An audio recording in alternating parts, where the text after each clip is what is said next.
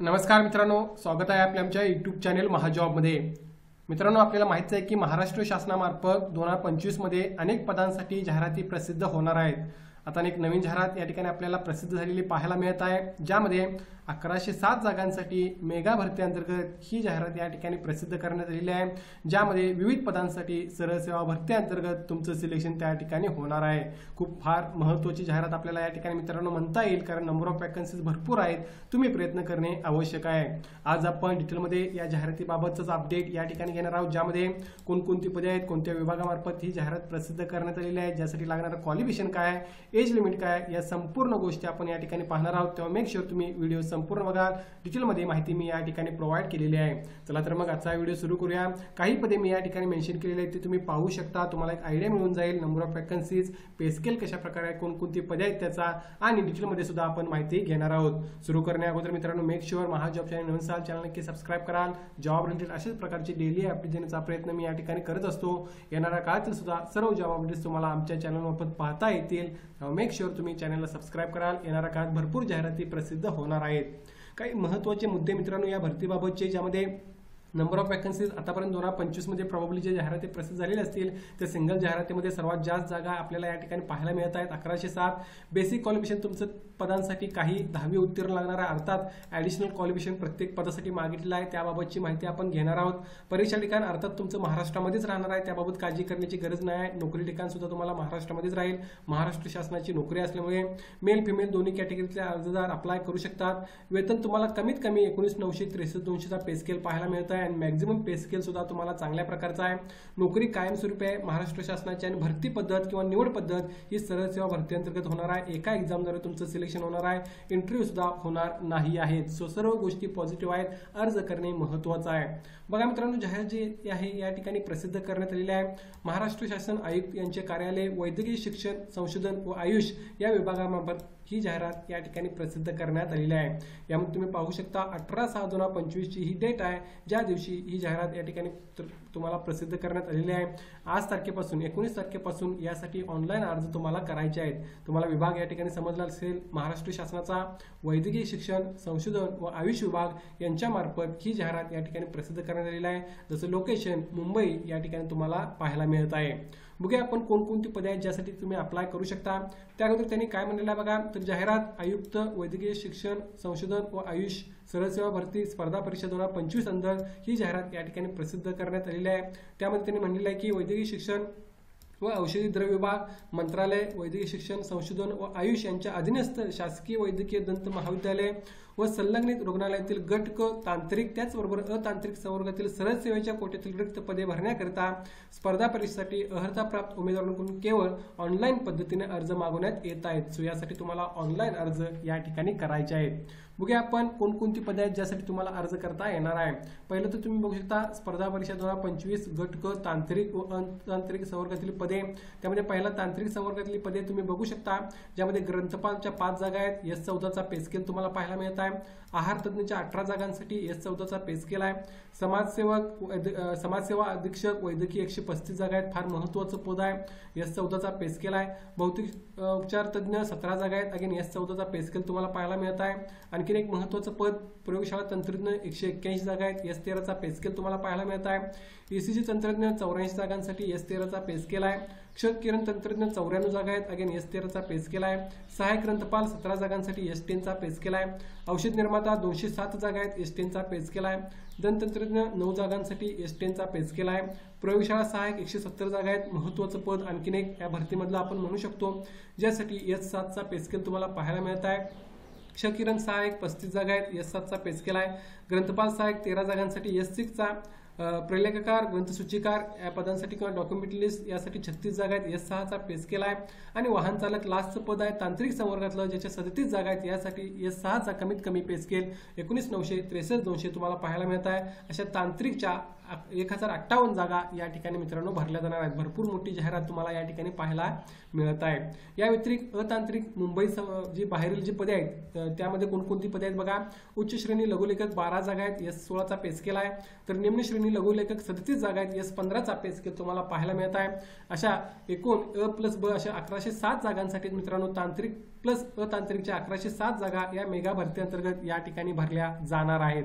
आता तुम्ही जर बघितला तर प्रत्येक पदासाठी जी जागांचं विश्लेषण आहे ते तुम्हाला कॅटेगरी वाईज सुद्धा नोटिफिकेशन मध्ये अवेलेबल आहे, ज्यासाठी तुम्ही नोटिफिकेशन पाहू शकता, ज्याची लिंक मी डिस्क्रिप्शन मध्ये मेन्शन करेन। आता आपण बघूया यासाठी क्वालिफिकेशन काय लागणार आहे जे तुम्हाला कंप्लीट पाहिजे 19/7/2025 रोजी। आता बघा प्रयोगशाळा सहाय्यकसाठी bachelor of paramedical technology in laboratory और बीएससी इन पॅरामेडिकल टेक्नॉलॉजी और bachelor of science physics chemistry और bio and diploma certificate in lab registration तुमचं पाहिजे। प्रेफरन्स दिला जाईल ज्यांच्याकडे 1 वर्षाचा एक्सपिरियन्स असेल त्यांना, मात्र नसेल तरी बेसिक क्वालिफिकेशनवर अर्ज करता येणार आहे। प्रयोगशाळा तंत्रज्ञान लॅबोरेटरी टेक्निशियनसाठी अगेन या ठिकाणी तुम्ही बघू शकता बॅचलर ऑफ पॅरामेडिकल टेक्नॉलॉजी किंवा सेमच क्वालिफिकेशन तुम्हाला या ठिकाणी सुद्धा पाहायला मिळत आहे। जसं तुम्हाला प्रयोगशाळा सहाय्यकसाठी आहे त्याच प्रकारचं क्वालिफिकेशन तुम्हाला प्रयोगशाळा तंत्रज्ञासाठी पाहायला मिळत आहे। त्यानंतर बघा ग्रंथपाल लायब्ररीसाठी post graduate degree in arts commerce और science preferably MSc with biology और zoology in addition possesses degree in library science from a statutory university तुमच्याकडे असणे आवश्यक आहे। ग्रंथालय सहाय्यकसाठी 10वी उत्तीर्ण पहिला क्रायटेरिया आहे आणि त्यानंतर तुमच्याकडे 6 मंथचं लायब्ररी सायन्सचं सर्टिफिकेट असणे आवश्यक आहे अर्ज करण्यासाठी। ग्रंथालय सहाय्यक असिस्टंटसाठी बघा possesses degree in arts science और कॉमर्स, त्याचबरोबर preferably BSc in biology zoology आणि कमीत कमी 6 महिन्याचं तुमचं जे लायब्ररी सायन्स मधलं सर्टिफिकेट आहे ते सुद्धा या ठिकाणी रिक्वायर्ड आहे। ECG तंत्रज्ञानाला BSc of paramedical technology in cardiology और bachelor of science in paramedical technology in cardiology और BSc of science with physics chemistry biology और डिप्लोमा कार्डिओलॉजी मधला असेल रजिस्ट्रेशन असेल तर तुम्ही अप्लाय करू शकता। 1 वर्षाचा एक्सपिरियन्स असेल तर तुम्हाला त्या ठिकाणी प्रेफरन्स मिळेल। त्यानंतर बघा पुढचं पद आहार तज्ञासाठी BSc होम सायन्स डिग्री आणि degree equivalent to BSc home science will not be consider, तुम्हाला परफेक्ट BSc होम सायन्स मधलीच डिग्री असणे आवश्यक आहे अर्ज करण्यासाठी। औषध निर्माणासाठी HSC पास आणि त्यानंतर डिप्लोमा और डिग्री इन फार्मसी मधली असणे आवश्यक आहे, रजिस्ट्रेशन सुद्धा तुमचं असणे आवश्यक आहे।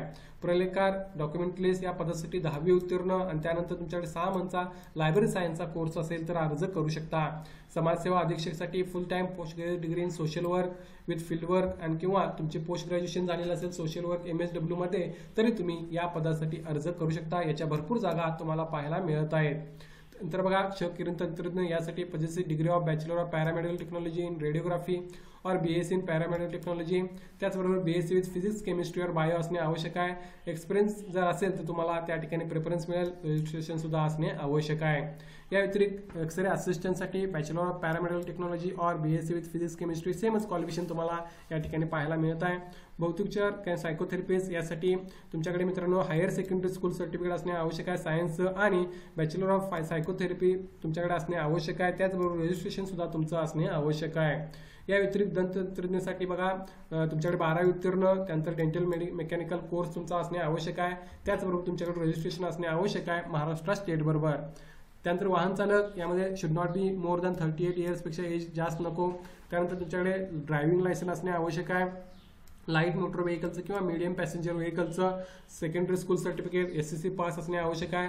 3 वर्षाचा कमीत कमी एक्सपिरियन्स त्यांनी मागितलेला आहे। बेसिक रिपेअरिंगचं नॉलेज पाहिजे, क्लीन रेकॉर्ड असणे आवश्यक आहे। या सर्व गोष्टी असतील तर तुम्ही या ठिकाणी अर्ज करू शकता।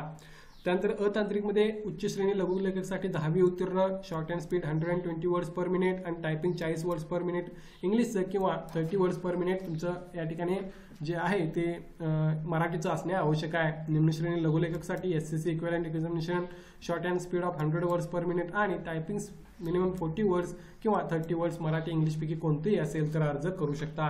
सो डिटेलमध्ये मी माहिती या ठिकाणी सांगितली आहे, आणखीन माहिती तुम्ही नोटिफिकेशनमध्ये घेऊ शकता। आता एज लिमिट बघा ओपनसाठी या ठिकाणी खुल्या प्रवर्गासाठी 18 ते 38 वर्ष जे ऑनलाईन अर्ज करण्याच्या सादर करण्याच्या अंतिम दिनांकाला तुम्हाला मोजायचा आहे। मागासवर्गीयांकरता 18 ते 43 वर्ष, पदवीधर अंशकालीन उमेदवारांना 55 वर्षापर्यंत राहील, स्वातंत्र्य सैनिक यांना 45 वर्षापर्यंत, खेळाडूंसाठी एज लिमिट 43 वर्ष, दिव्यांगांसाठी 45 वर्ष, जे भूकंपग्रस्त आहेत प्रकल्पग्रस्त आहेत त्यांना अगेन 45 इयर्स, माजी सैनिक सर्व्हिस प्लस 3 इयर्स, अनाथ 18 ते 43 वर्ष एज लिमिट या ठिकाणी राहणार आहे। ऑनलाईन यासाठी मित्रांनो एक्झाम होणार आहे ज्यामध्ये 100 क्वेश्चन्स असतील, 200 मार्कांची एक्झाम असणार आहे। प्रत्येक या ठिकाणी मित्रांनो जे क्वेश्चन असणार आहे त्यासाठी तुम्हाला जो आहे पेपर 2 गुण या ठिकाणी त्यांनी ठेवलेले आहेत। कॉम्प्युटर बेस्ड टेस्ट तुमची या ठिकाणी होणार आहे ज्यासाठी तुम्हाला तयारी करायची, ज्यामध्ये बेसिक जे असणार आहे ते मराठी इंग्रजी सामान्य बौद्धिक चाचणी विषयाचे क्वेश्चन असतील, प्लस संबंधित पदाच्या विषयांकरता 100 प्रश्नांकरता एकूण 200 गुणांची तुमची एक्झाम सुद्धा त्या ठिकाणी होणार आहे। व्यावसायिक चाचणी प्रोफिशियन्सी टेस्ट सुद्धा तुमची काही पदांसाठी होईल, ज्याबाबत तुम्ही माहिती त्या ठिकाणी नोटिफिकेशनमध्ये घेऊ शकता। आता या ठिकाणी बघा, वाहन चालक, उच्च श्रेणी लघुलेखक आणि निम्न श्रेणी लघुलेखक या पदांसाठी कशा प्रकारे एक्झाम होणार आहे तर तुम्ही या ठिकाणी बघू शकता कोणकोणते सब्जेक्ट आहेत, प्लस ग्रुप वाईज तुमचं टायमिंग या ठिकाणी असणार आहे, ज्यामध्ये तुम्हाला 15 क्वेश्चन्स अटेम्प्ट करायचे आहेत। या व्यतिरिक्त तुमची प्रॉबब्ली प्रोफिशियन्सी टेस्ट सुद्धा यासाठी होईल। त्यांचं जी महत्त्वाची पदे आहेत उर्वरित 14 तांत्रिक संवर्गातली, त्यामध्ये सुद्धा बघू शकता तुम्ही Marathi language grammar, English language grammar, general knowledge आणि या ठिकाणी टेक्निकल डोमेन नॉलेज बाबतचे 40 क्वेश्चन असणार आहेत, ज्यामध्ये अगेन ग्रुप वाईज तुम्हाला त्या ठिकाणी ते अटेम्प्ट करायचे आहेत। यामध्ये टोटल तुमचा टाइम जो असणार आहे तो 90 मिनिटांचा तुम्हाला या ठिकाणी दिलेला आहे ग्रुप वाईज टाइममध्ये, ज्यामध्ये तुम्हाला क्वेश्चन्स हे अटेम्प्ट करायचे आहेत। या बेसिसवर तुम्हाला त्या ठिकाणी मित्रांनो तयारी करायची आहे। अगेन मी शॉर्टमध्ये तुम्हाला माहिती सांगत आहे, डिटेलमध्ये तुम्ही नोटिफिकेशनमध्ये प्रत्येक गोष्टीची माहिती घेऊ शकता। आता यासाठी ऑनलाईन अप्लाय करण्यासाठी 19/6/2025 पासून 9 जुलै 2025 पर्यंत तुम्हाला ऑनलाईन अर्ज करायचे आहेत। या दरम्यान तुम्हाला फी सुद्धा त्या ठिकाणी भरू शकता। ऑनलाईन अर्ज परीक्षेचा दिनांक हा नंतर वेबसाईटवर कळवण्यात येईल। जाहिरातीबाबत संबंधित निवेदन जे असतील ते या ठिकाणी तुम्हाला काही क्वेश्चन असतील तुम्ही कमेंट करू शकता। हेल्पलाईन नंबर सुद्धा तुम्ही त्या ठिकाणी तुम्हाला पाहायला मिळत आहे, ज्या ठिकाणी तुम्ही कॉन्टॅक्ट करू शकाल। भरपूर जागा आहेत मित्रांनो, तुम्ही प्रयत्न करणे आवश्यक आहे। अशा प्रकारच्या जाहिराती फार कमी प्रसिद्ध होत असतात। एक गोष्ट मात्र नक्कीच आहे मित्रांनो, फक्त पदवीधर असाल तर प्रॉब्ली तुम्हाला या ठिकाणी अर्ज करता येणार नाही। अगेन तुम्ही ते कन्फर्मेशन नोटिफिकेशनमध्ये घेऊ शकता। मात्र पदवीधर प्लस तुम्हाला त्याकडे रिस्पेक्टिव्ह ट्रेडमधला तांत्रिक क्वालिफिकेशन असणे आवश्यक आहे। जे शॉर्ट हँडची गोष्ट आहे मित्रांनो, त्या ठिकाणी मात्र भरपूर कॅन्डिडेट अप्लाय करू शकतात, कारण अनेक कॅन्डिडेट शॉर्ट हँड स्पीडमध्ये जे लघुलेखक म्हणून प्रयत्न करत असतात त्यांसाठी एक चांगली संधी आपल्याला म्हणता येईल। या भरतीबाबत काय डाऊट असेल तर कमेंट करून विचारा। याची लिंक मी डिस्क्रिप्शनमध्ये मेन्शन करेन, तिथे जाऊन तुम्ही ही नोटिफिकेशन रीड करू शकाल। व्हिडिओवर नक्की लाईक करा। अशाच प्रकारचे डेली अपडेट देण्याचा प्रयत्न मी या ठिकाणी करत असतो। धन्यवाद।